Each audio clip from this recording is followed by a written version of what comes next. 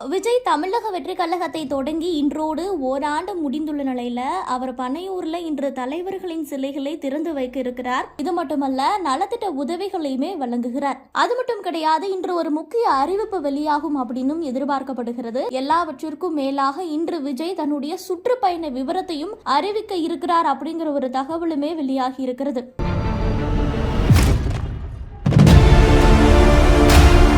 அரசியலுக்கு வருவேன் அப்படின்னு சொல்லிக் கொண்டிருந்த விஜய் ஒரு வழியாக கடந்த ஆண்டு பிப்ரவரி 2ஆம் தேதி கட்சி தொடங்கினார். அதன் பிறகு அவர் பிரம்மாண்டமாக மாநாட்டை நடத்தி முடித்தார். அந்த வகையில இன்று விஜய் கட்சியின் 2ஆம் ஆண்டு தொடக்க விழா பனையூரில் உள்ள கட்சியின் தலைமை அலுவலகத்தில் நடைபெறுகிறது. தொடர்ந்து கொள்கை தலைவர்களான பெரியார், அம்பேத்கர், காமராஜர், வேலு நாச்சியார், அஞ்சலை அம்மாள் ஆகியோரின் சிலைகளையுமே அவர் திறந்து வைக்க இருக்கிறார். அதற்கு முன்பாக தற்போது விஜய் தொண்டர்களுக்கு ஒரு கடிதம் எழுதியிருக்கிறார். அது கவனம் பெற்றிருக்கிறது.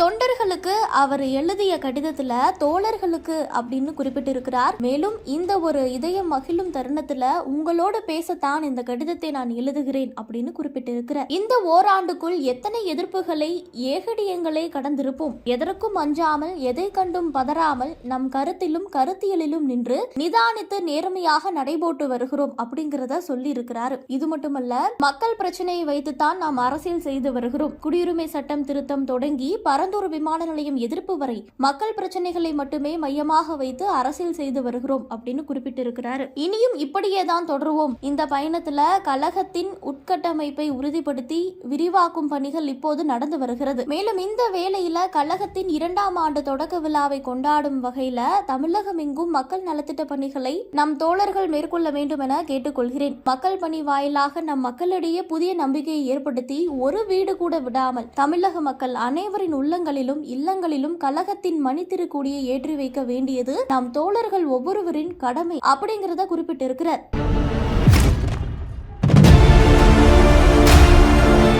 மேலும் அடுத்த ஆண்டு நடைபெற இருக்கும் தமிழ்நாடு சட்டப்பேரவைக்கான தேர்தலில் மக்கள் சக்தியோடு நாம் கரம் கோர்த்து நமது வலிமையை நாட்டுக்கு பறைசாற்றி அதிகார பகிர்வோடு கூடிய ஆகப்பெரும் ஜனநாயக பெருநிகழ்வை தமிழகத்தில் உருவாக்கி காட்டப் போகிறோம். மேலும் நாம் நம்முடைய மக்களோடு சேர்ந்து களத்தில் நிற்போம். மாபெரும் அரசியல் மாற்றத்தை நிகழ்த்துவோம். இரட்டை போர் யானைகள் பலத்தோடு எதிரிகளை வெல்வோம். வாகை பூ மலை சூடுவோம். வெற்றி நிச்சயம் அப்படிங்கிறத குறிப்பிட்டிருக்கிறார் விஜய்.